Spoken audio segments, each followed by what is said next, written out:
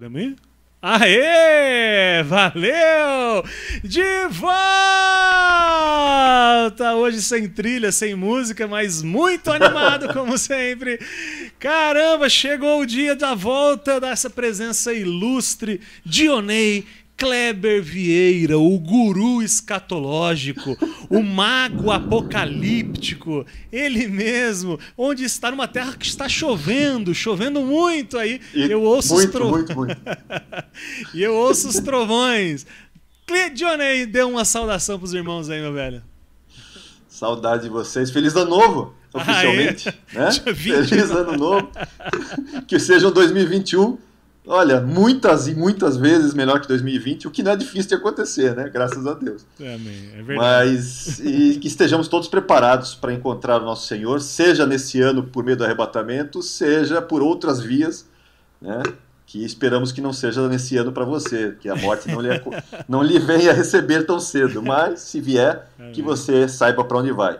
Aliás, aquele que crê, tão somente morreremos, né? Se morrermos, tão somente morreremos. Em Cristo já morremos, né? Amém. Já morremos. Tem a frase do Moody, o Johnny, que ele fala assim: logo vocês vão ouvir falar que eu morri. Não acreditem nem por um minuto, eu estarei mais vivo do que nunca. Eu concordo com ele, gênero, número e grau. Bem, se o pessoal não sabe, né? No final desse ano eu perdi meu pai. Então foi um final de ano bem complicado para nós aqui, é bem difícil, mas essa é a beleza do Evangelho. Quando você conhece a Deus, né, e o Deus que nós servimos, nós sabemos na verdade isso. Meu pai hoje está mais vivo do que nunca. Amém. E só está lá esperando para a gente se reunir. Muito bem. Que seja breve. Que seja breve. E logo estaremos juntos em nome de Jesus. Isso é uma realidade. Johnny, isso é uma verdade, cara. Isso não é especulação, não é uma boa ideia, uma ideia filosófica. Não, isso é uma realidade, cara. E quando a gente chegar lá, a gente vai perceber que a realidade lá é muito mais real do que aqui. Porque a gente, a gente tem a ideia de quando a gente vai... eu acho que tem até uma tradição da novela... A Viagem, você que tem idade para assistir suficiente, onde as pessoas ficavam de branco, com uma imagem tudo nuviada assim, em volta, assim. Cara, aquilo é uma mentira, cara. A verdade é que lá o cheiro é mais cheiroso, a cor é mais viva. Exatamente. É uma experiência de viver de verdade, né, cara? Muito legal. E eu acredito que teremos muito mais evidências de sentidos, né? Aqui nós temos 5 sentidos básicos. 5, a graça aí novamente, que nos permite interagir com esse mundo que nós vivemos, que vamos falar sobre ele hoje também. Mas eu acredito que a realidade que nós estamos, ela é inferior a uma realidade muito superior a essa. O que há é um véu que nos impede de ver essa beleza toda que está por aí. Muito bem, hoje, seguindo as nossas lives, como sempre, com temas periclitantes.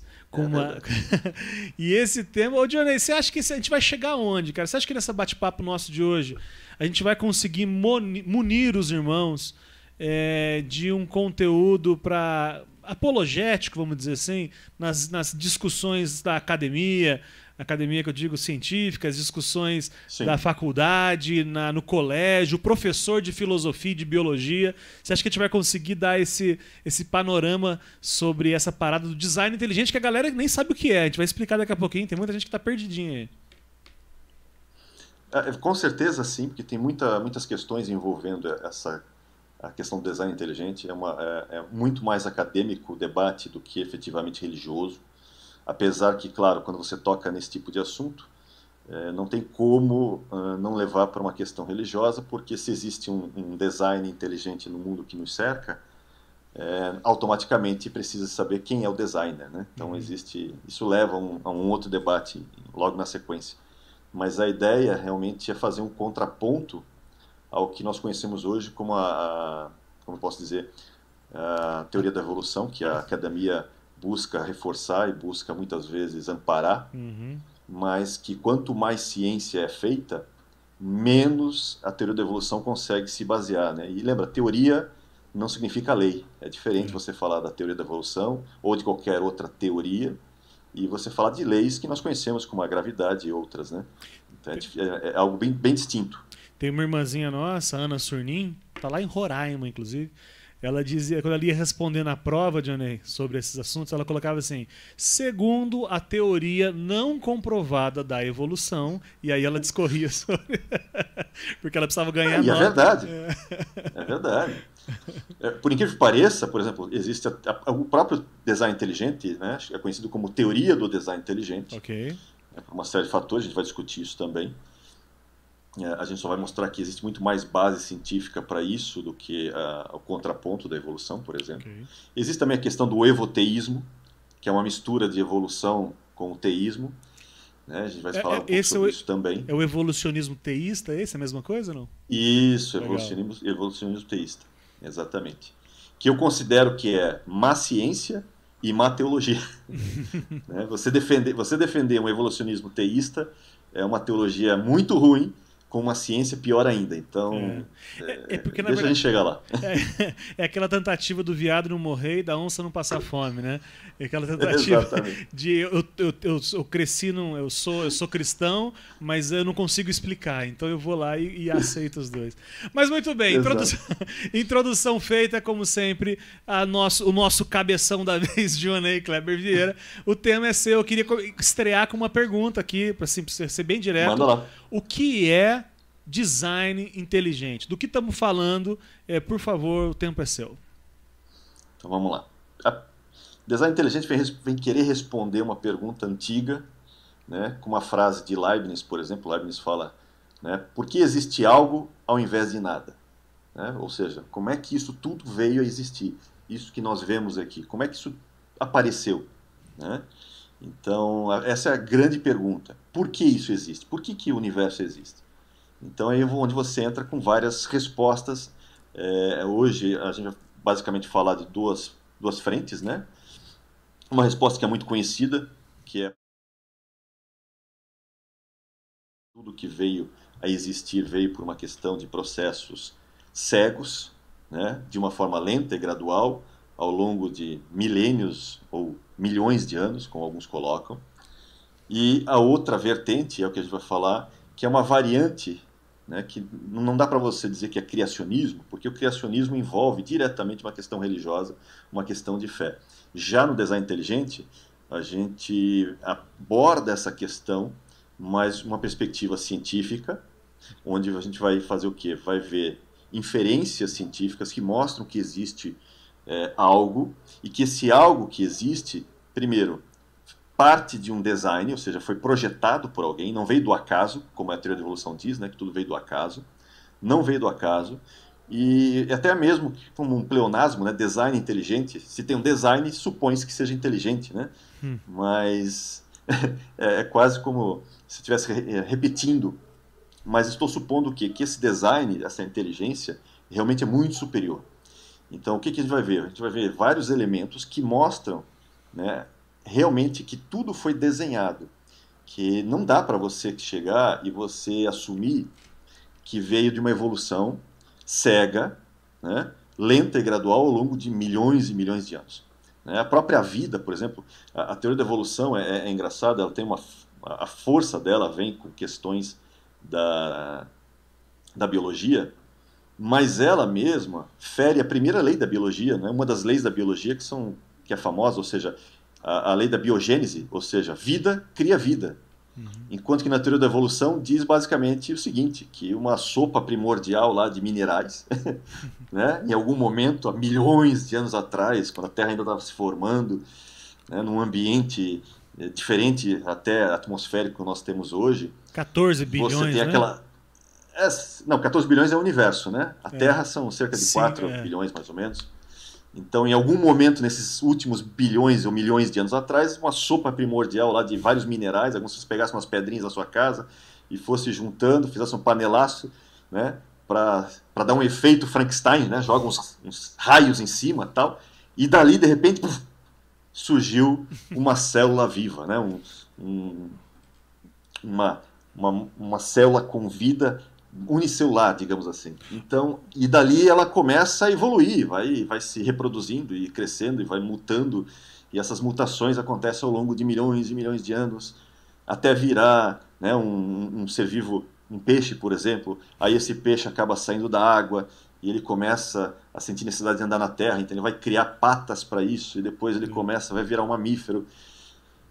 Até o ponto de chegar, por exemplo, a nós, seres humanos. Ou seja, aquela história que a gente escuta, né, em contos de fadas, de que a princesa beija o sapo e o sapo vira príncipe, é pior na teoria da evolução, porque na teoria da evolução você tem um conjunto de pedras ou minerais, né, que ao longo de milhões de anos deu nisso que nós somos, né, sem falar em todas as outras espécies, né, no mundo todo. Então, o problema do conto de fadas e a teoria da evolução, a diferença é uma só. Aqui na teoria da evolução diz que isso acontece de uma forma cega, lenta e gradual e precisa de milhões de anos. Enquanto que no conto de fadas só precisa da varinha de condão, né?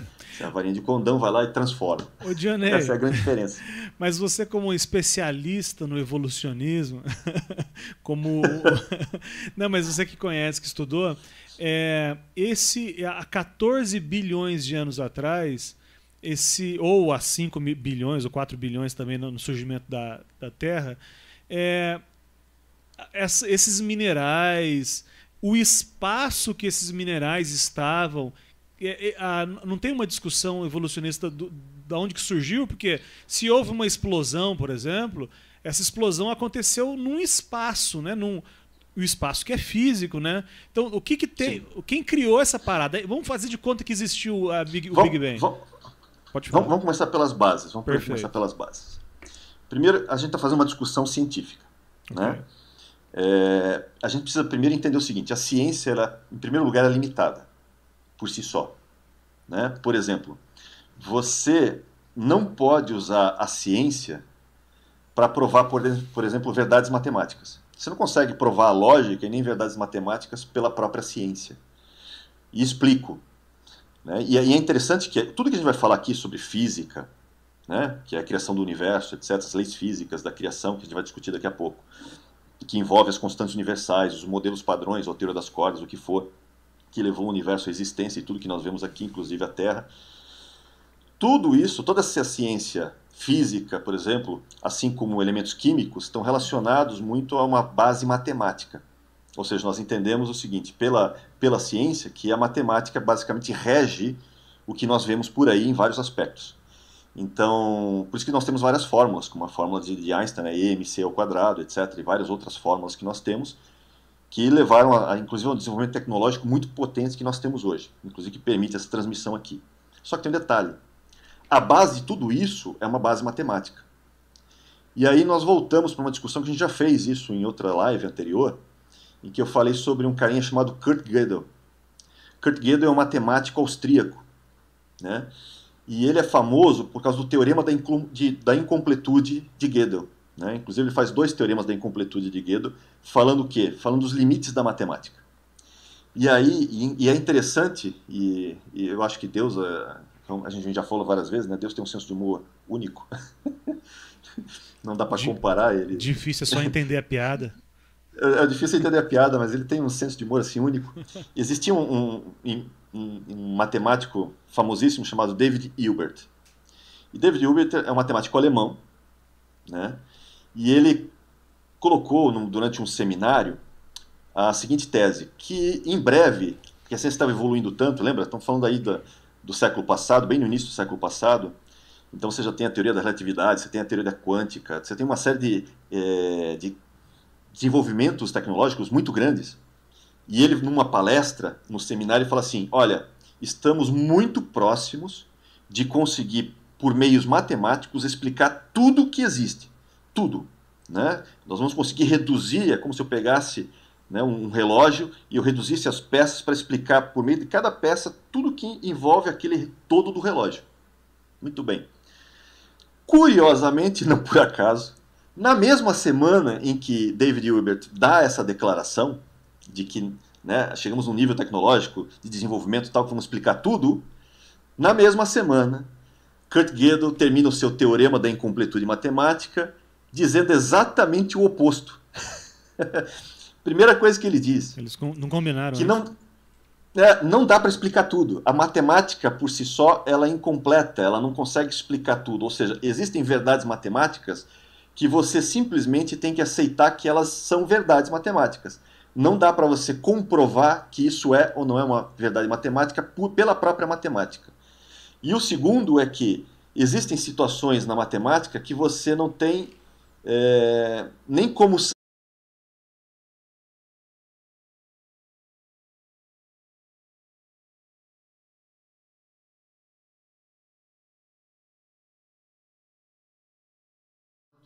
lembrando aqui onde é que a gente parou para poder continuar. Sim, só um minutinho, Johnny, acho que vai voltar agora. À vontade, estou tranquilo. Tamo no ar? Já estamos no ar? Netão, tamo no ar? Nos acertaram aí. É só pegar o ritmo aí. Acho que voltamos. Eu só vou esperar a confirmação do povo aqui na... Vamos ver então. Muito bem. Eu dei uma olhada, vi que travou quando eu estava falando do segundo teorema de Gödel. Mas aí eu volto um pouquinho, não tem problema. Estamos no ar de volta, cara. Olha só que loucura, irmãos. Caramba, impossível não dizer que é espiritual esse negócio, meu amigo Johnny. Cara, se eu fosse mais pentecostal aqui, eu tinha mandado um Hadouken, uma rajada. Irmãos, só peço perdão para os irmãos, mas é uma coisa totalmente atípica pra gente aqui. Acabou a luz do bairro aqui de Mora, piscou aqui e não tá chovendo aqui. Então, a não ser que a gente resolva colocar um no-break, um gerador aqui no futuro, a gente fica, infelizmente, condicionado a esse tipo de fornecimento da nossa energia aí. Então, peço perdão. Aqui é Telesp, não, aqui é Bandeirante, EDP Bandeirante. Aliás, entra no site da Bandeirante. Mentira, né? Vamos subir a... Muito bem, conseguimos voltar no mesmo link, então tá tudo bem, muito bem, vamos tentar seguir. Você conseguiu pegar onde você estava aí, meu amigo Johnny, então é com você, volte a sua explanação. Eu estava falando do David Hilbert, porque eu estava falando da base da ciência, né? Existem coisas que a ciência não pode explicar. A gente precisa entender o limite da ciência. Isso é fundamental, porque em toda discussão acadêmica, principalmente para os jovens, hoje tem quando você estuda algumas estatísticas dos jovens cristãos que vão para a faculdade, e a gente sabe que existe uma base, às vezes, muito ruim nas igrejas, sim, até para as pessoas poderem ter um conhecimento mínimo, né? até apologético, né? Para poder discutir o tema, por exemplo, da criação e tudo mais, né? da nossa teologia e tudo que fundamenta. E, se não me engano, eu peguei uma estatística americana, cerca de 2/3 dos jovens cristãos que entram numa faculdade acabam se desviando de alguma forma por questões, às vezes, de não entender mais a própria fé e achar que a ciência realmente não precisa mais de Deus, uma série de fatores relacionados.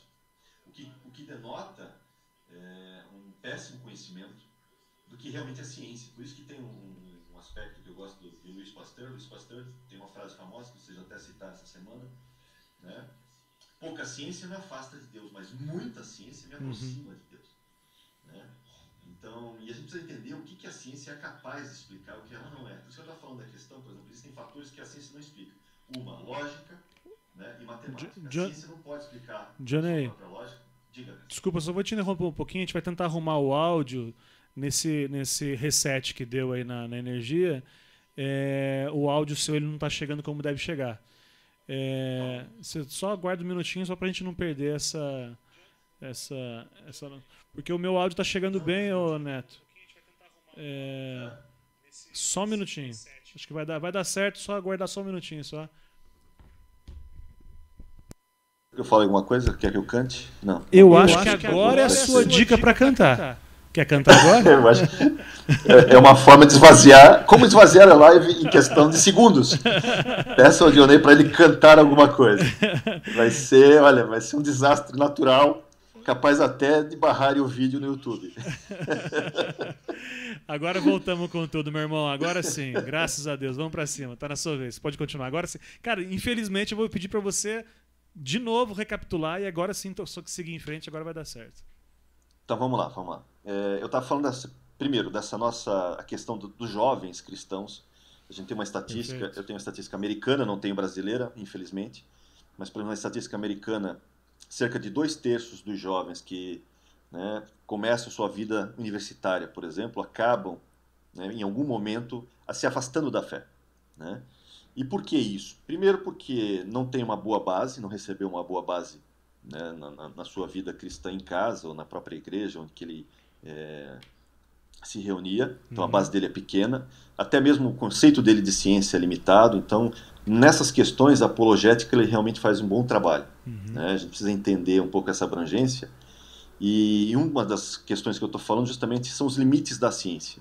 Né? Porque nós temos hoje, vivemos um tempo assim, né?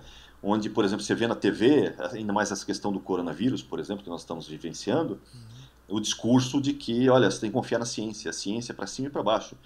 E não estou desmerecendo isso, né? Claro, existe uma necessidade de você realmente olhar os fatos da ciência, apesar que hoje esse próprio debate relacionado à pandemia e tudo mais também tem questões politizadas aí, que acabam distorcendo um pouco isso, e até mesmo os próprios estudos, eles ainda estão em andamento, quer dizer, não dá para você ter uma base ainda muito sólida em vários aspectos, mas é um discurso científico. E isso vale para o que a gente vai discutir agora, que é essa questão da criação em tudo, né?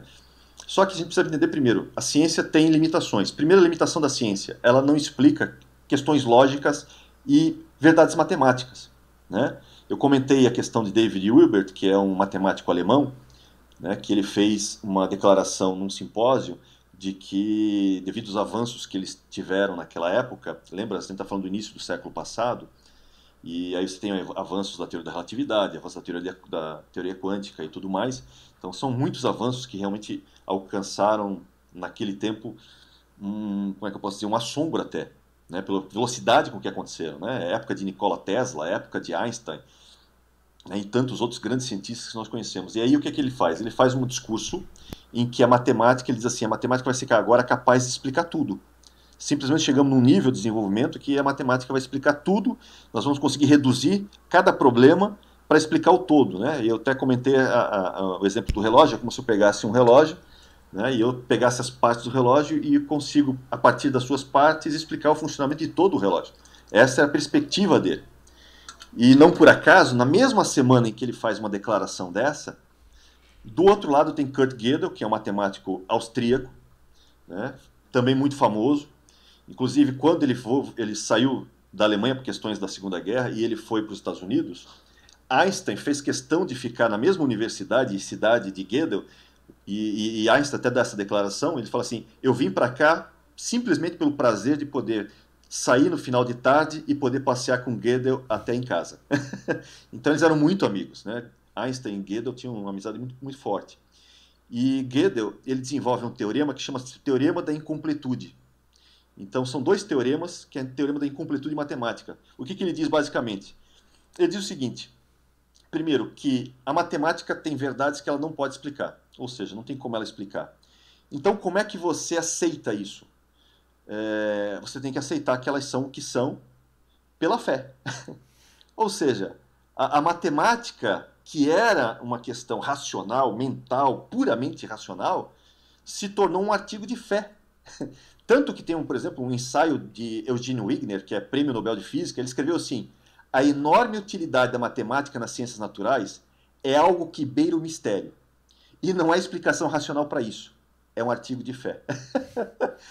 E aí você começa a ver que aquilo que nós consideramos racional, lógico, supremo, na verdade é cheio de buracos.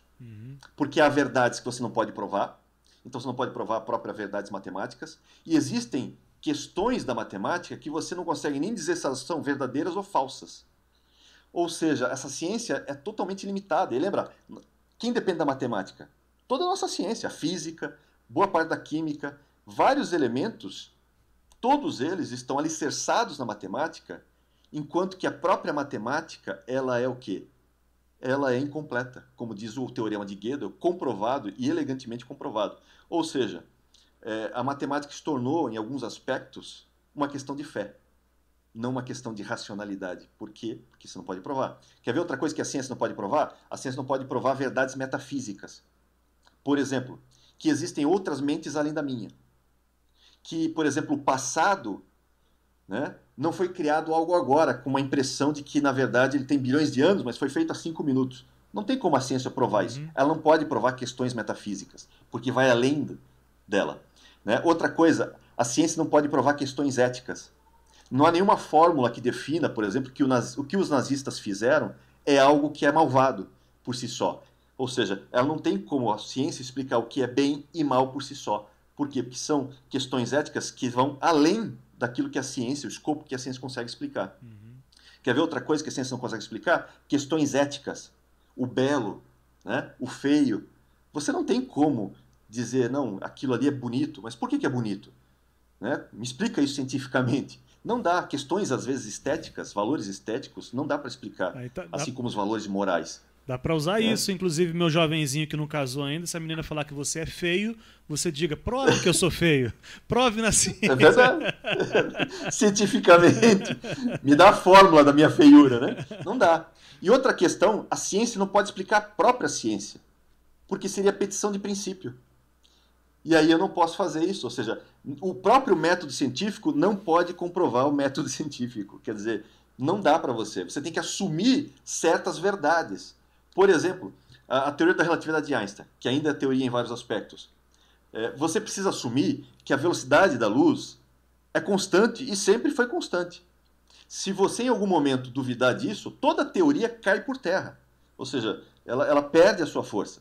Então você tem que assumir certas questões como verdades, né? Mesmo que você ainda não tenha como comprovar. Você consegue comprovar que, por exemplo, a velocidade da luz sempre foi constante desde a criação até hoje? Que a velocidade dela nunca alterou? Sim. Não tem como você comprovar isso. Então, a ciência é muito limitada. Quer ver uma outra coisa? Eu acho que eu posso compartilhar aqui, né? Depois que deu esse desligada geral, eu não sei, vamos tentar. Deixa eu ver se eu consigo compartilhar aqui. Quer ver uma outra coisa muito curiosa? Deixa eu só ver se aqui vai. Atenção. Aqui, ó. Depois você pesquisa em casa, gente. Só estou mostrando aqui, ó. Matéria escura.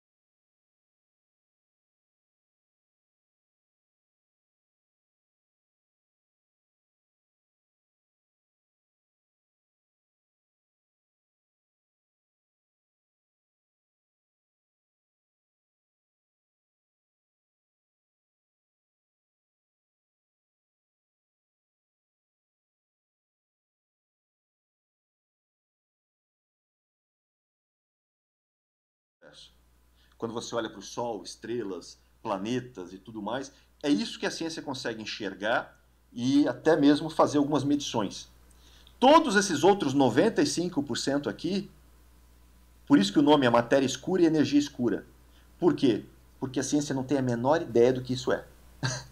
Ou seja, essa ciência que nós tanto prezamos e tanto dizemos que ela é cheia, né, quase onipotente, como alguns colocam, e a gente acabou de ver que ela não consegue explicar, né, muitas coisas, ou seja, sua onipotência é furada, ela não consegue entender nem 95% do que ela mesma mede, porque essa medida de 95% vem da própria física.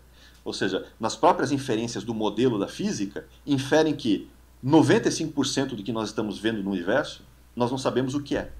Por isso que é chamado matéria escura e energia escura. Sim. Porque o comportamento do universo não deveria ser assim. Ou seja, só entendemos 5%. E aí a gente quer chegar e dizer, e arrotar muitas vezes os cientistas, que entendemos muito do universo. Não entendemos nada, não sabemos nada. 95% para nós é um grande X, é um grande, um grande abismo negro. Estamos com um véu nas nossas mentes, né? Então, isso só para começar a explicar essa questão da ciência. Dá para a gente afirmar de cara, Johnny, assim, que então tanto o criacionismo, ou no nosso caso hoje, tanto o design inteligente como o evolucionismo, eles são teorias que elas você necessita fé para acreditar nelas. Então, não chame evolucionismo de ciência. É isso que estamos dizendo hoje? É uma boa frase? Não é uma boa. Não vou chegar nesses termos, porque daí a gente acaba com tudo, né? Mas eu diria o seguinte, que você não tem evidências científicas que sustentem a evolução da forma como se coloca. Por exemplo, você não tem os elementos intermediários no registro fóssil. Você olha o registro fóssil, né, você vai ver vários animais. E eles alegam com milhões e milhões de anos, tudo bem, não vou entrar nesse mérito já, depois a gente entra. Mas o problema é, cadê o intermediário, por exemplo, do que eles alegam digamos, do hominídeo, né, similar ao chimpanzé, o que for, sei lá, gorila, o que for, com o homem, né? Ou seja, cadê os elos intermediários? Você não tem. Você não tem elos intermediários no registro fóssil. E não só do homem, de vários outros animais. Por exemplo, uma coisa que as pessoas não contam, né? Existe a gente chama de explosão cambriana, né? Houve um período no registro fóssil, há milhões de anos atrás, chamado explosão cambriana. Ou seja, de repente você tem registros de vida microbiana e celular, e como que num passe de mágica, de repente você tem na camada de registro fóssil uma variedade enorme de animais, né? Que, claro, muitos entendem aí os dinossauros e tudo mais, mas o que não se fala é que nessa mesma camada onde você encontra, né, os fósseis de dinossauros e outros elementos pré-históricos, entre aspas, é o mesmo elemento que você encontra também vacas, né? Você encontra cães, você encontra outros animais, mamíferos, né? Não só os répteis grandes, já prontos no registro fóssil. Você não tem elementos intermediários, que uma meia vaca. Você não tem um intermediário de um animal desse tipo, né, de um mamífero desse tipo. E aí, como é que se explica? Então, você tem uma série de buracos na teoria que são problemáticos. Por isso que eu digo que tem que ter fé. Você tem que acreditar. Você tem que acreditar que uma sopa primordial ganhou vida em algum momento por uma série de fatores que nem ele sabe explicar, né? Então, e aí outra coisa, a questão da própria física, a nossa própria base física com equações matemáticas. Lembra aquilo que eu falei? A própria matemática é incompleta. Existem verdades matemáticas que eu preciso assumir que elas são verdades, senão toda a minha base vai para o espaço. Então não consigo provar logicamente certas questões pelo teorema da incompletude, que deixa isso bem evidente, né? Que Kurt Gödel colocou na década de 30, se não me engano. Então mostra o quê? Mostra que também certas verdades você tem que assumir que são verdades por fé. Você não consegue comprovar que elas realmente são reais. Que você realmente consegue chegar e dizer, não, isso aqui é verdade matemática. Não dá. Assuma que é verdade e pronto. Porque se você assumir algo diferente, primeiro, você não consegue provar. Segundo, você vai destruir toda a questão da base que você construiu.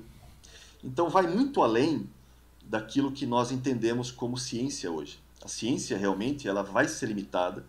O modelo que nós vemos, o modelo matemático para a criação, ela é extremamente limitado e nunca vai explicar conceitos metafísicos.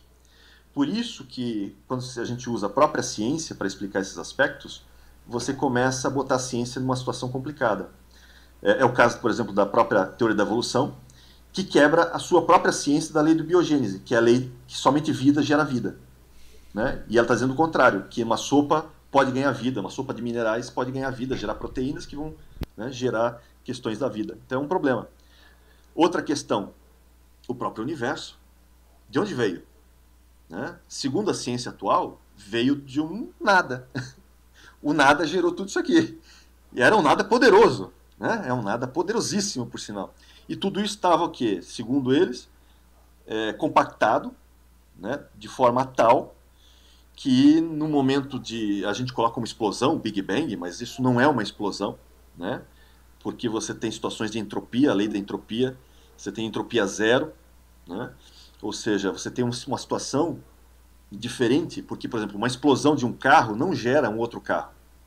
As peças, por exemplo, você vai num ferro velho, sei lá, vai no meio lá e coloca um monte de C4 lá e explode. Não vai, depois da explosão, surgir uma Ferrari montada do outro lado. Não vai. Você não fez o teste. Não sei. Bem, faça. Se você conseguir, você vai ganhar um prêmio. Mas não vai acontecer. Sabe? A possibilidade disso é ínfima. Então você tem um problema. Outra, você tem um problema do fine tuning, né? Do que a gente chama de ajuste fino. Tem alguns livros, por exemplo, que eu posso recomendar. Ó, né? Esse aqui, Ciência e Fé Cristã, de Alice McGrath. Né? O ajuste fino do universo. O que significa isso? Isso aqui é um dos maiores, digamos assim, problemas hoje para a própria ciência explicar. Vou dar um exemplo disso, dessa questão do ajuste fino. Tá? Por exemplo, nós temos várias forças que regem o nosso universo, certo? Nós temos várias forças aí relacionadas. A força nuclear forte, a força nuclear fraca, né? Você tem uma série de elementos aí que estão relacionados a isso. Muito bem. O modelo, por exemplo, o modelo padrão da matemática, ele diz o seguinte, que existem pelo menos 26 constantes universais. Acho que a gente até mostrou isso um tempo atrás, deixa eu mostrar aqui para vocês de novo. A Terra pulsa nesse ritmo, inclusive, não é isso? Não, e também tem esse, né? Deixa eu mostrar então essas questões curiosas. Deixa eu compartilhar essa tela aqui, ó. Depois você pega esses artigos científicos, são muito interessantes. Só um pouquinho tentando compartilhar. Só achar o botão certo aqui. Cadê você? Está aqui, ó. Então, por exemplo, você tem esse caso aqui. São necessárias 26 constantes fundamentais para fornecer o universo como nós temos. Né? Isso aqui está na revista Forbes. Depois você só consultar, você vai encontrar aqui. Eu traduzi pelo Google Translator, tá? Então, esse artigo é em inglês originalmente. E ele vai se listar aqui uma série de constantes, tá? Série de constantes universais. Então, você tem essa constante de acoplamento forte, constante de estrutura fina. E existem o quê? Existem fatores nelas que, se você alterar, por exemplo, né, vou pegar um exemplo aqui. Se eu alterar a relação entre a força nuclear forte e a força eletromagnética, que a razão entre essas duas fosse 1 em 10 na 30, por exemplo. Se eu alterasse essa constante, essa razão entre a força nuclear forte e a força eletromagnética em 0, agora imagina 30 zeros aí, depois da vírgula, e lá eu mudo para 9, por exemplo. Sabe o que acontece? Acontece o seguinte, eu não vou ter um universo, não vai se formar estrela. Isso numa alteração ínfima, é menor do que um fio de cabelo isso, né? 10 na menos 30, mais ou menos. Quer ver um outro exemplo? Se alterasse, por exemplo, a força de expansão e contração em uma parte em 10 na 55, por exemplo. Ou seja, 1 dividido por 10 na 55 zeros. Então eu tenho um número 1 com 55 zeros. E eu pego o número 1, divido por esse número gigante, esse infinitilhão, vamos chamar assim, porque o número 1 com 50 e poucos zeros atrás, né? Se alterar uma partezinha só, né, eu não tenho galáxias. E eu vou ter um rápido colapso segundo o modelo padrão. Esse modelo padrão que tem essas 26 constantes. Isso alterando um itemzinho, sabe? Lá na casa, na 50ª casa depois da vírgula. Para você ter noção de quão isso é específico. Para você ter uma ideia da possibilidade disso acontecer por acaso, né? Eles fizeram eu gosto da matemática que ela faz uma análise das estatísticas. Ela faz uma estatística de como é possível, por exemplo, isso acontecer por acaso. E ele diz assim, olha, você podia pegar, cobrir a América, Estados Unidos da América, por exemplo, com moedas formando uma pilha que alcance até a Lua. Lembra? A Lua fica a 380 mil quilômetros daqui, tá? Então eu tenho a América inteirinha, os Estados Unidos inteirinho, com pilhas de moedas que vão até a Lua. Ok? Ok. Depois aí eu faço a mesma coisa para mais 1 bilhão de outros continentes do mesmo tamanho. E aí eu vou pegar uma moeda, uma moeda, eu vou pintar ela de vermelho e vou jogar ela em algum lugar no meio dessas pilhas, nesses bilhões de lugares, com pilhas que vão até a Lua. A chance de eu encontrar essa moeda no meio das outras é a chance de sucesso para que isso aconteça por acaso. Isso é um absurdo. É um absurdo. É exatamente isso. É absurdo. Ou seja, pra você ter uma ideia, eles consideram o seguinte, 10 na 80 já é infinito, porque é o número de átomos que existe no universo. Então, se eu tenho qualquer número que dá 10 na 80, já é considerado como algo infinito. Quando você começa a olhar essas questões dos ajustes finos, você vê probabilidades com 10 na 123. Uma chance em 10 na 123. Uma chance em 10 na 140. Isso em alguns casos. Agora, se você pegar e somar tudo isso, em 26 constantes, é algo fora da realidade. E isso é um pé, sabe? Isso é um espinho nas teorias da criação por acaso, não só da evolução, na própria física, por exemplo, muito grande. Então, ajuste fino mostra o seguinte: é que nem a dona de casa vai fazer um bolo. Quando a dona de casa vai fazer um bolo, é como se ela dissesse assim: olha, você vai precisar para esse bolo 100 gramas de açúcar, né, 10 gramas, sei lá, de chocolate. E ela vai dando todos os detalhezinhos para fazer o bolo. E ela ainda coloca, ó, a temperatura tem que estar em 102,5567 graus, por exemplo. Ela vai colocando tudo isso. Para quê? Para que eu consiga ter o mesmo bolo que ela gerou. Se eu alterar 1 grama em qualquer um deles, eu não vou ter esse bolo pronto. Vou ter um outro bolo, mas não vai dar diferença de sabor. Não vai ser a mesma coisa. O universo é a mesma coisa. É como se ele tivesse sido criado por um grande confeitor universal que decidiu um dia: vou criar um universo. Mas eu vou criar esse universo para que ele tenha vida. E para que ele tenha vida, eu vou pegar cada constantezinha aqui, eu tenho um painel gigante de várias constantes, e eu vou equalizar essas constantes, né, na sua casa decimal, lá na 50ª casa, porque se eu errar uma delas, eu não tenho um universo com vida. E não tem ninguém para observar, e a vida não está pronta. Uhum. Então isso para você ter uma ideia do que é esse ajuste fino. É mais fácil você ter um ciclone passando no ferro velho, e esse ciclone, depois de passar no ferro velho, montou um Boeing 747 com um software rodando. Já com software, não é só o avião pronto, não, com tudo. Ele tem o software rodando, combustível dentro, pronto para voar. É mais fácil isso acontecer do que o universo vir por acaso, só para você ter uma ideia. Que loucura, né? Por causa de ajuste fino. Né? Então, é mais ou menos assim, eu chegar em casa, ver um bolo de chocolate em cima da mesa. Eu tenho duas opções. A, foi a minha avó que sabe fazer bolo de chocolate, que fez o bolo de chocolate. Opção B, o caminhão que estava indo para o supermercado capotou, pegou fogo e o bolo foi rolando e caiu na minha mesa. É esse nível de discussão que a gente está tendo. É isso aí. É esse nível de discussão. Qual é o problema hoje da ciência assumir isso de forma abrangente?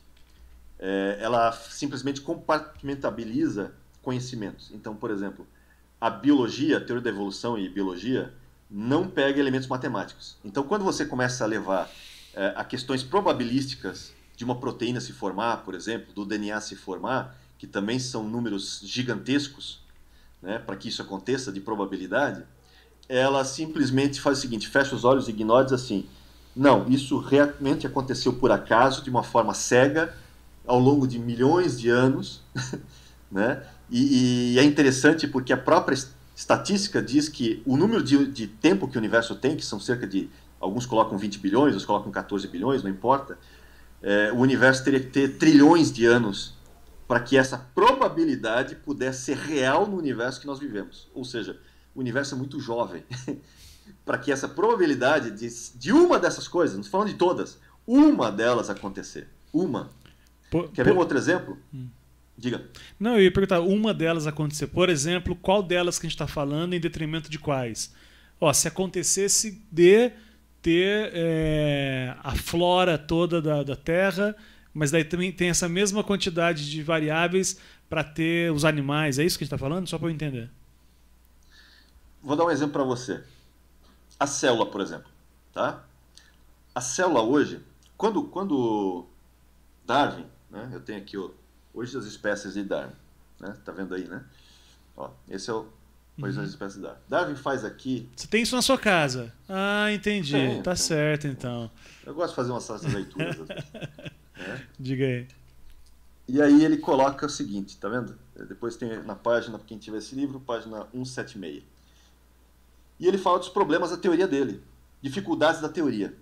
Aí ele fala assim: é possível que um animal que tem, por exemplo, a conformação e hábitos de um morcego possa ter sido formado por modificação de outro animal de hábitos e estrutura muito diferentes? Podemos crer que a seleção natural possa produzir de uma parte um órgão insignificante, tal como a cauda da girafa, que serve de mosqueador, ou de outro, um órgão tão maravilhoso como o olho. E aí ele vai depois dissertar sobre o olho.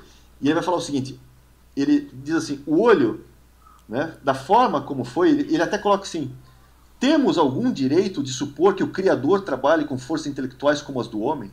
Se temos de comparar o olho com um instrumento óptico, devemos imaginar uma camada espessa de tecido transparente com espaços cheios de líquido, com um nervo sensível à luz situado embaixo, e supor que todas as partes dessas camadas estão com frequência mudando lentamente de densidade, até separar-se em camadas diferentes, colocadas distantes uma das outras, né, que mudam continuamente de forma. Ou seja, como é que... Ele está dizendo o seguinte, depois ele faz uma dissertação, ele diz assim: eu mesmo ainda não acredito que o olho possa ter se formado de seleção natural. Porque ele é um órgão tão maravilhoso que nem o melhor telescópio, nem o melhor equipamento óptico que nós temos hoje consegue chegar perto disso. E ele diz: isso é uma das grandes dificuldades. E lembra, ele diz assim: se eu descobrir que a célula é um elemento complexo, isso põe minha teoria para os ares. Ele desmonta a minha teoria. E lembra, na época de Darwin, eles achavam que a célula nada mais é do que uma geleia, né? Basicamente uma geleia.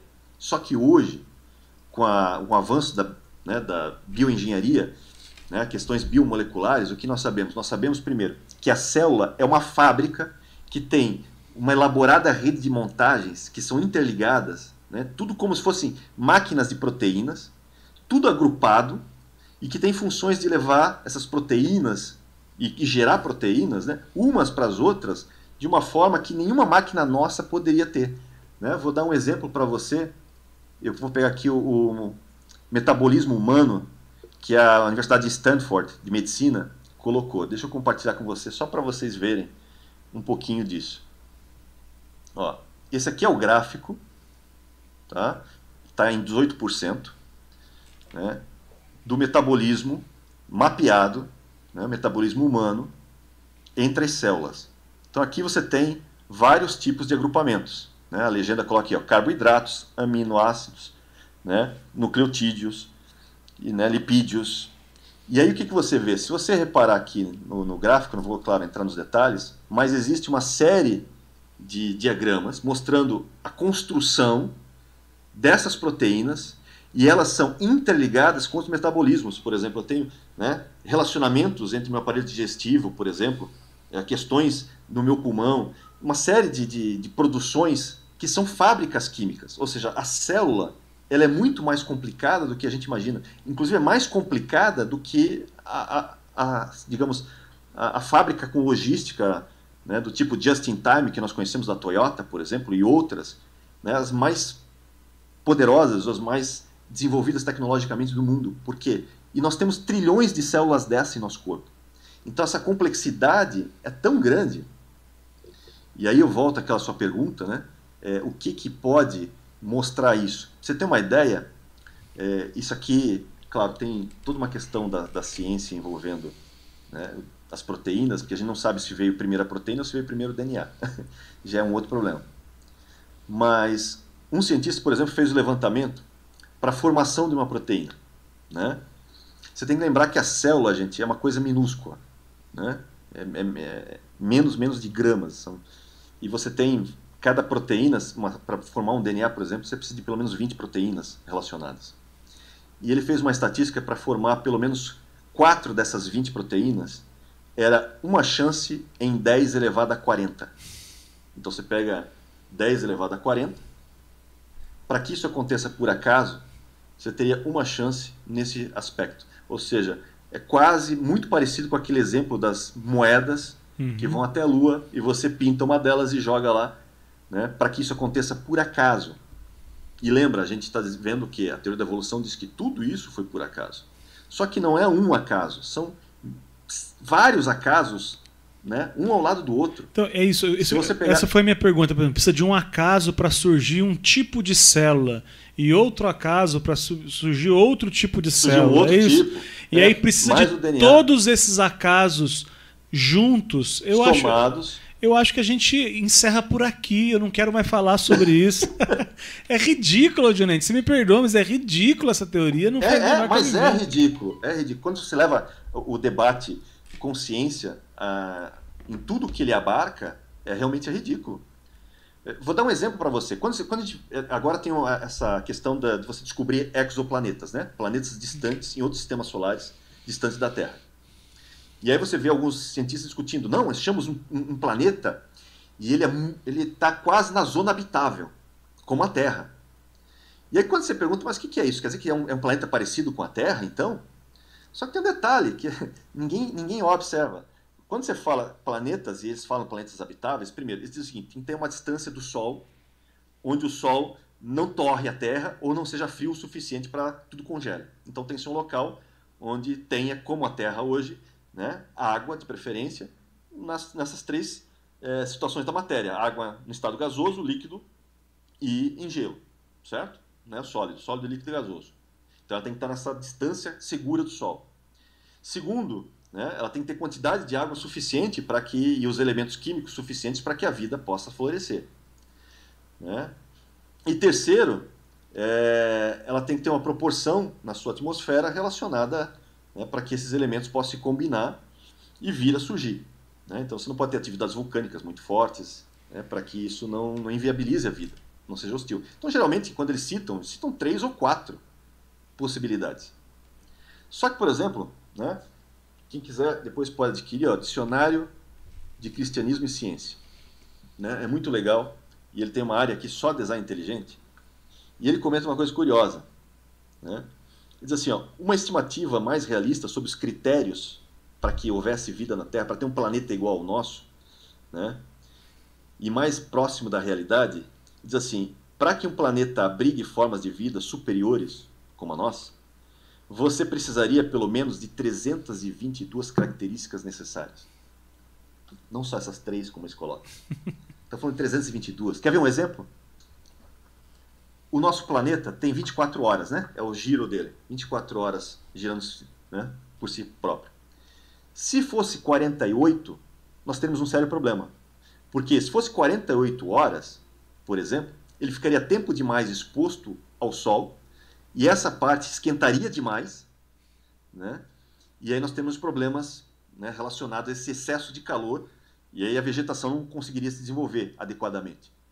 E o inverso também, porque essas outras 24 horas que ficaria escuro, ele iria esfriar demais, que também ia impossibilitar, né, para que a vida se desenvolvesse. Ou seja, 24 horas é um ciclo exato, necessário para que a vida tenha esse equilíbrio que nós temos. Mas tem um detalhe, para que o nosso planeta possa ter esse equilíbrio, ele tem que estar, ele não pode estar retinho, ele está 23 graus, mas 22 graus inclinado, para gerar as estações, as 4 estações do ano.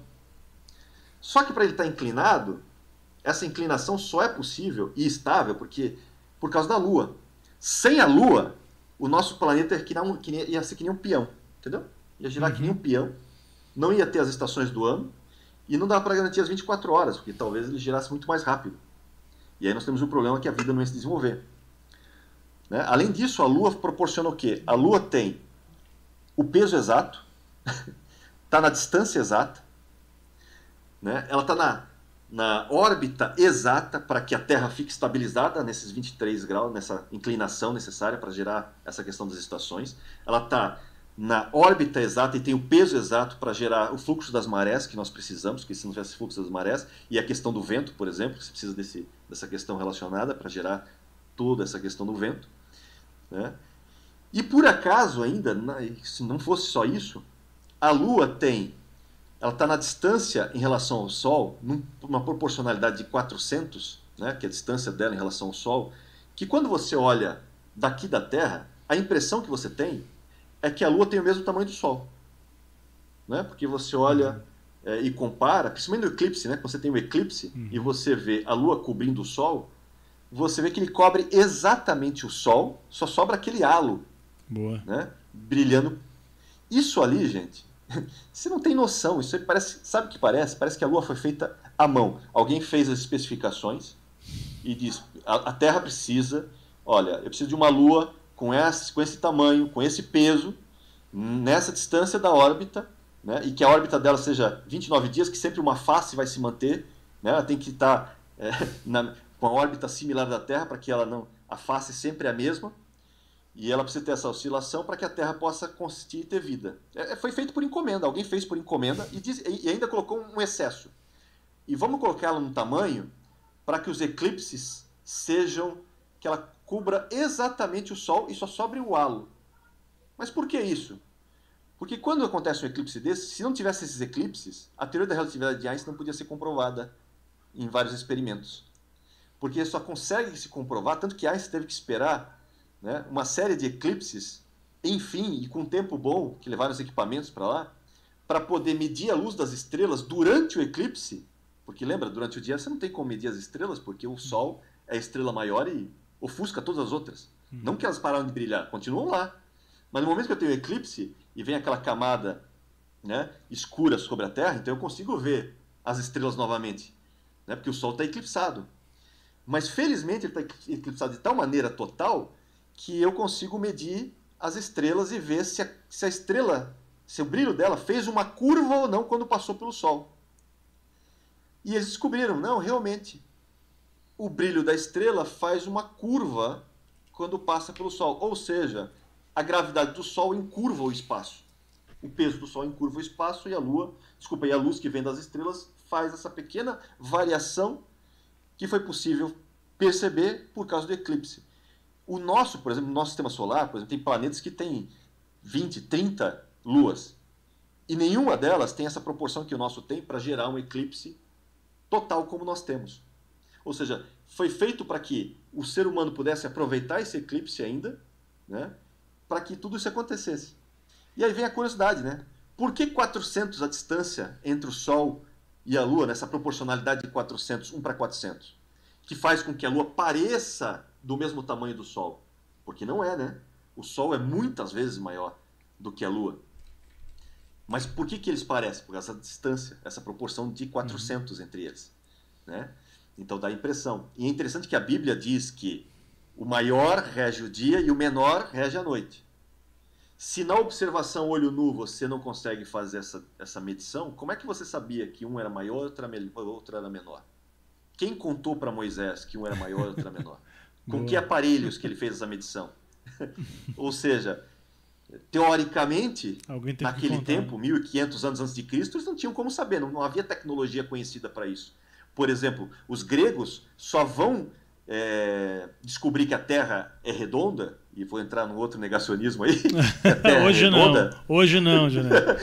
não vou falar disso, mas se você procurar, os gregos fazem uma medição e descobrem a redondeza da Terra, inclusive eles acertam quase, né, a questão do diâmetro da Terra, do raio da Terra, com uma certa precisão, 500 anos antes de Cristo, né?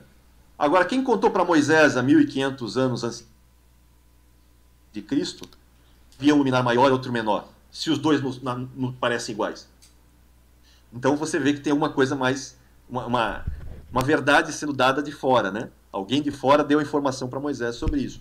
Então você começa a ver essas coisas, e 400 é o número da letra TAV, né? O valor da letra TAV. Para quem não lembra, a letra TAV é essa letrinha aqui, que não se escrevia assim, né? A letra TAV é isso aqui, ó, é uma cruz. Isso aqui é 400. Isso é que permite, né, essa questão do eclipse. A gente falou das 26 constantes universais, por exemplo, né? Volta a lembrar a questão do Yud Rei Vav Rei, né? Onde você tem o nome de Deus,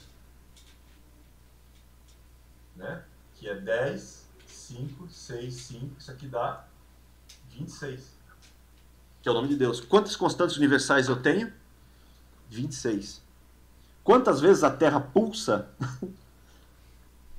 Né? Deixa eu botar o artigo da Terra aqui também, que cabe essa curiosidade, que nem todo mundo chegou a ver. Mas aquilo lá a Terra... vale a pena voltar na live lá e descobrir, porque ficou muito legal aquele negócio lá. A Terra, por exemplo, ó, a Terra está pulsando a cada 26 segundos. Só que nenhum sismólogo sabe explicar por que ela pulsa. Isso desde a década de 60, gente. Desde a década de 60 se descobriu isso. A cada 26 segundos, a Terra treme. 26 segundos, a Terra treme. Tanto isso é tão certinho que os aparelhos, os sismógrafos, muitas vezes, eles são validados e homologados por meio dessa pulsação. Porque ele tem que medir essa pulsação a cada 26 segundos. Se ele não medir, tem um problema no sismógrafo. Então, é algo assim tão... descoberto na década de 60, e até hoje não tem uma descoberta para isso. Por quê? Eu digo por quê.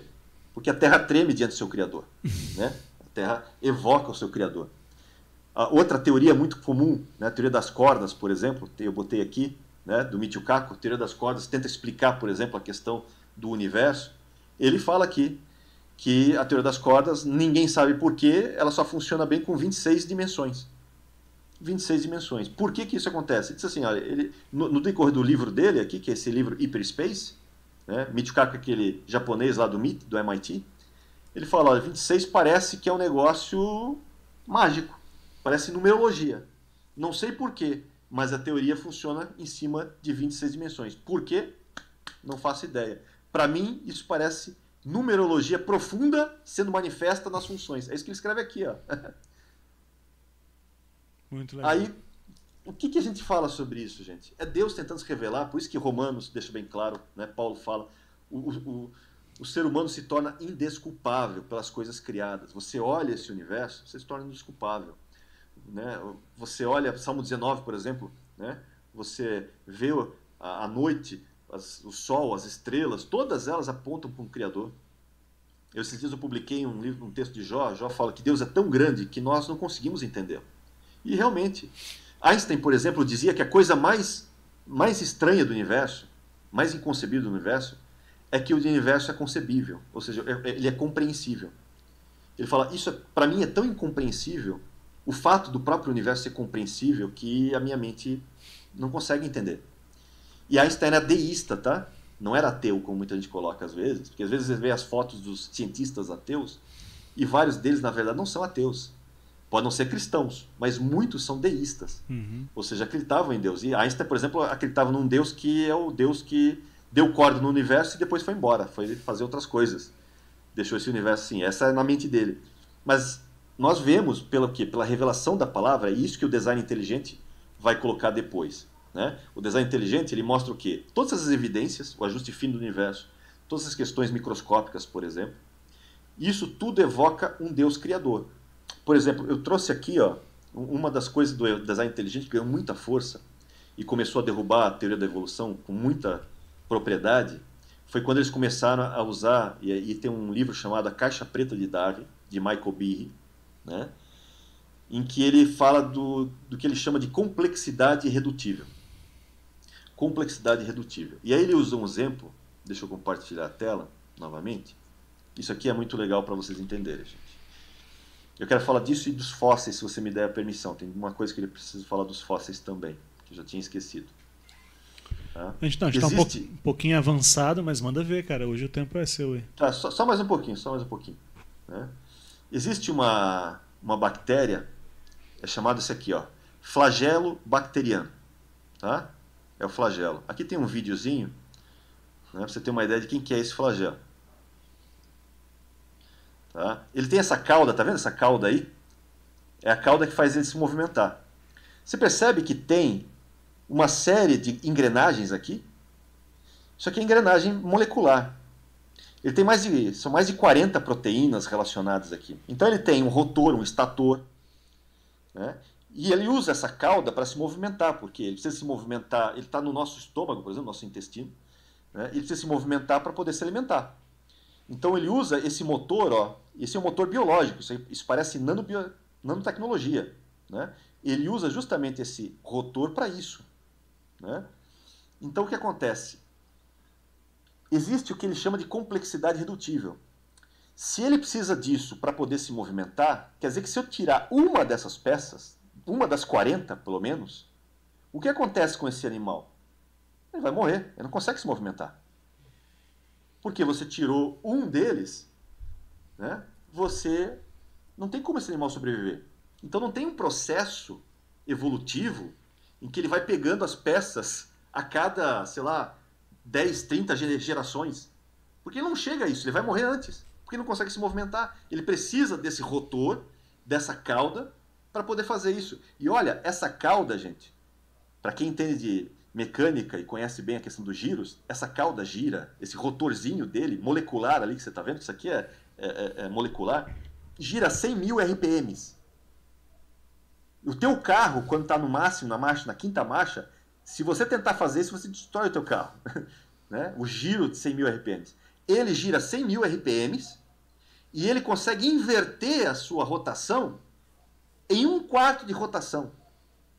Se fosse na nossa tecnologia de motor, para eu poder rotacionar de um lado e inverter, eu teria que esperar ele, sabe? Eu tinha que usar um freio e esperar ele fazer essa parada para depois reverter e fazer a rotação contrária. Ele não. Ele está rotacionando a 100 mil e em 1/4 de rotação, ele nem chega a rodar. Em 1/4 de rotação ele inverte e roda 100 mil de novo, do outro lado. Mas é tudo o quê? Engrenagens, né? Biológicas, nanomoleculares ali. E todas elas têm que estar junto. Por isso que o que é complexidade redutível? Isso aqui isso é um grampo. Ele só funciona por causa das peças que ele tem. Se eu tirar a mola desse grampo aqui, o que acontece com o grampo? Ele perde a sua firmeza. Né? Aqueles de madeira, então, eu tenho 3 pedaços, né? A mola e mais 2. Já era. Né? Ele perde sua função. Por quê? Porque ele precisa que estejam todas as engrenagens ali para que ele cumpra a sua função. Isso é chamado de complexidade irredutível. Ou seja, o que o design inteligente diz? Diz que existem certos elementos na biologia, na natureza que nós vemos, que não tem como ele ter evoluído com tudo pronto. Né? Se ele evolui em partes de uma forma lenta, gradual e cega, isso nunca vai acontecer. Ou seja, ele teria que ter nascido pronto, feito assim. Né? Por isso que eu digo que a evolução, né, esse evoteísmo, que é uma mistura de cristianismo com evolução, é má teologia e má ciência. Por quê? Primeiro, está dizendo que Deus faz tudo às cegas. Né? No sentido de que ele controla. Então, por exemplo, em algum momento Deus colocou lá uma ameba que foi crescendo, vai se desenvolvendo, e aí tem um processo de morte, né? Em vários aspectos da própria, porque os vários elementos transitórios têm que ir morrendo, né? Para que os próximos possam sobreviver, e Deus vai gestando tudo isso como se Deus não tivesse poder para fazer tudo pronto de uma vez só. E em algum momento ele pegou um símio lá e soprou a vida nesse símio e fez desse símio um Adão, ou seja, o pecado entra no mundo por meio desse símio. Então você tem uma má teologia porque você coloca um Deus que não consegue lidar, não consegue fazer nada pronto.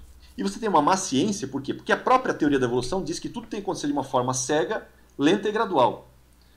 E você está dizendo justamente o contrário, que Deus é que fez tudo isso. E Deus controlou tudo isso. Quer dizer, você juntou má ciência com má teologia.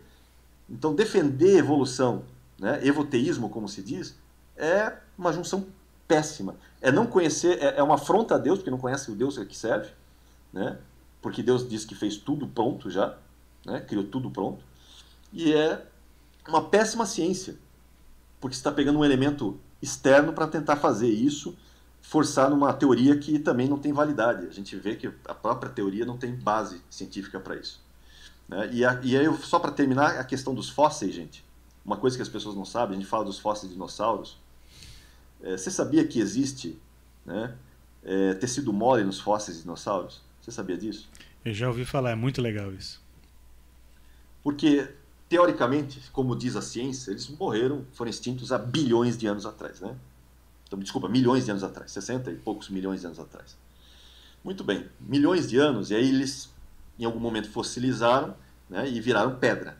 Muito bem, uma cientista em 2005, se não me engano, me lembro agora exatamente a data, ela tinha que transportar um fóssil de um dinossauro, né, para um outro local, para uma exposição, e ele não cabia no local de transporte, que era muito grande. O que eles resolveram fazer? Cortar o fóssil. Quando eles cortam o fóssil, a parte interna desse fóssil, que é pedra, lembra? Ele foi fossilizado, virou praticamente pedra. Ele cheira mal. Cheira mal por quê? Porque tem elementos ainda internos de tecido mole. E esse tecido mole, né? Deixa eu mostrar o vídeo para vocês do que é isso, gente. O que é esse tecido mole? É isso aqui, ó. Isso aqui foi extraído de dentro de um fóssil de dinossauro. Tá? Você está vendo que tem uma camada ali, ó, de tecido mole dentro do fóssil. Lembra? É um fóssil de Triceratops de milhões de anos, como se diz. Agora me explica como é que em milhões de anos eu ainda tenho resíduos orgânicos de tecido mole. E olha, ele vai mostrar aqui a pinça, ó, ele estica, como todo tecido, ele vai e volta. Ou seja, tecido mole mesmo. E não é só num fóssil, não. já descobriram em vários fósseis depois dessa descoberta dessa cientista, né? Tentaram falar para ela, não, você foi contaminação, você contaminou o material, e aí o material ficou contaminado. Na verdade, isso não vem do fóssil, foi alguma bactéria, alguma coisa que você contaminou. Só que depois de vários testes e artigos e outros fósseis que foram descobertos, né, se viu que, na verdade, são muitos e muitos exemplos de tecidos moles. E aí, como é que você explica isso na nossa cronologia de milhões de anos? Não dá. Parece que, cientificamente falando, para ter tecido mole, não pode ter mais do que 300 anos, não é isso? 300 e poucos anos? Eles ainda são legais, assim, colocam alguns milhares de anos, sabe? Não, nem 5 milhões de anos, no local certo, nas condições certas, beleza. Só que a gente não está falando de 5 mil anos, nem de 10 mil anos. Então a gente está falando de, segundo a cronologia, né, são milhões de anos. E a gente sabe que milhões de anos você tem decaimento de radiação, você tem os próprios... Por mais profunda que isso possa estar, por mais aparentemente protegido que isso possa estar, você tem os raios cósmicos que ainda passam na Terra, né, que ainda passam aqui, em milhões de anos ele vai acabar degradando de alguma forma. Ou seja, eles ainda não conseguiram chegar numa solução. A verdade é essa. Eles estão tentando construir uma solução, dizendo, não, é porque esse local onde ele foi armazenado tinha muito ferro. E esse ferro fez com que esse armazenamento fosse prolongado. O problema é que você não tem como comprovar isso, você não tem os elementos para isso, e muitos dos fósseis onde o tecido mole foi descoberto, dos dinossauros, não tem os elementos de ferro como se esperava, pelo menos não na proporção que eles precisariam estar. Então, a verdade é, não tem explicação. Isso fere completamente toda a questão geológica. O que eles estão dizendo até agora? Estão procurando, na verdade, uma desculpa. Estão procurando alguma coisa para dizer, não, isso aqui por milhões de anos foi preservado. Mas não é verdade, não tem, está ali. E são vários que você tem nesses exemplos. Que se você pegar e tentar fazer e reproduzir, né, nas mesmas condições, você não consegue. Não consegue manter os elementos de tecido mole por tanto tempo, né, mesmo que envolto pelo próprio fóssil, não dá. E ali, olha, a gente está falando de tecido mole, mas tem elementos de sangue, né, relacionados. Você tem até amostras de DNA que você pode tirar de alguns deles. Então, como isso se manteve? O próprio DNA, gente, é uma loucura. Cada filamento de DNA da tua célula, você tem uma ideia, dá 2 metros.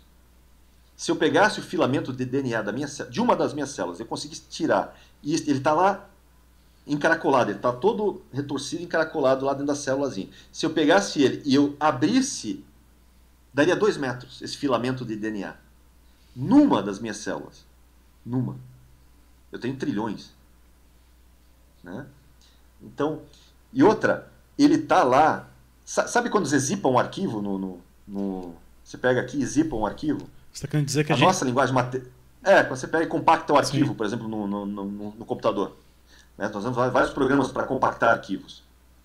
O computador, a base do computador é uma linguagem de zeros e uns. É uma linguagem binária, certo? Muito bem, uma linguagem binária. A linguagem do DNA, ele tem 4 elementos. É uma linguagem baseada em 4 elementos que se juntam de 3 em 3. Olha a trindade aí, 3 em 3. É uma linguagem baseada em 3 em 3. No computador, é baseada em zeros e uns que se juntam. Né?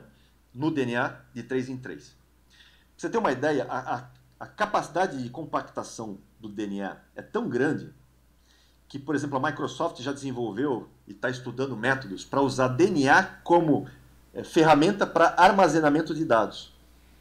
Por quê? Porque o DNA, né, eu consigo armazenar muito mais dados do que qualquer pendrive que eu possa imaginar, ou qualquer HD que eu possa imaginar, num filamento de DNA. Né? E eu tenho ali uma condensação tão rápida, e eu posso buscar isso, que o RNA faz a leitura do DNA, né? E quando o RNA lê isso tão rápido, que eu consigo recapturar toda essa informação. Ou seja, eu consigo colocar vários e vários teras de dados, digamos assim, né? Meu HD, por exemplo, tem 4 teras aqui, mas eu podia colocar, sei lá, milhares de HDs desse dentro de um filamentozinho de DNA. E lembra, o DNA tem toda a informação de quem você é. Né? Costumam dizer o seguinte, que nosso DNA é 90% e aí varia, né? 94%, alguns 96%, né? No porcento parecido com o do símio, por exemplo, de um macaco.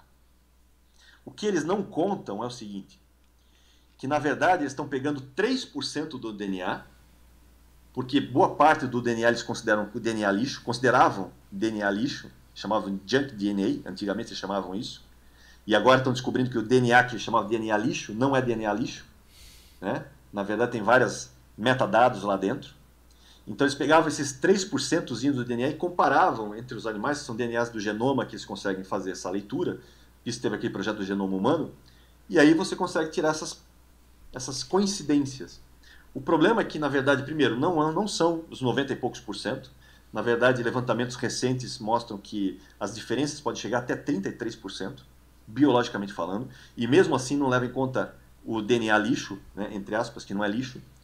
Então tem vários fatores, gente, que a ciência, lembra, é aquilo que eu comecei quando eu falei.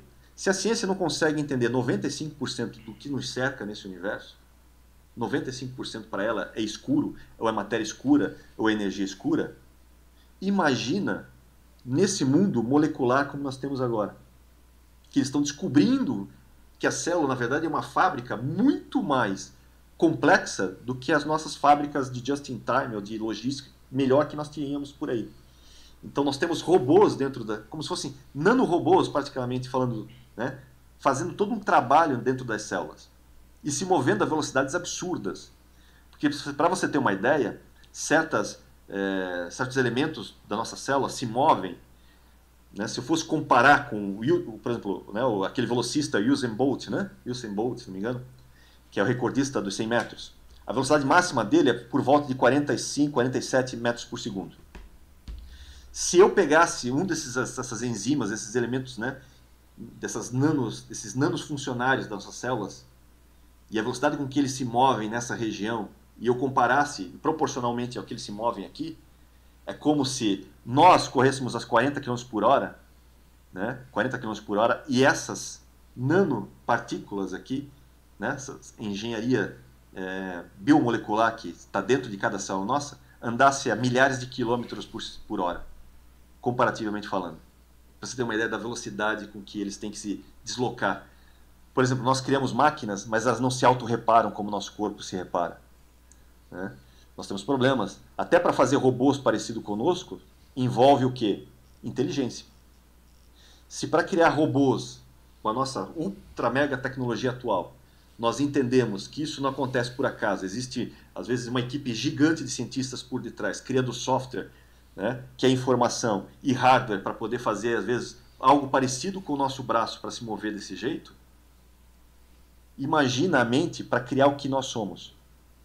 Com toda essa biotecnologia, né, que cada célulazinha é uma fábrica, com informações do DNA que ocupariam enciclopédias inteiras, numa linguagem que nós ainda estamos tentando entender, porque não conseguimos compreender de tão complexa que ela é. E a gente diz que tudo isso surgiu por acaso, é quase como chegar e dizer assim, Jesus ressuscitou Lázaro de forma lenta, gradual e progressiva.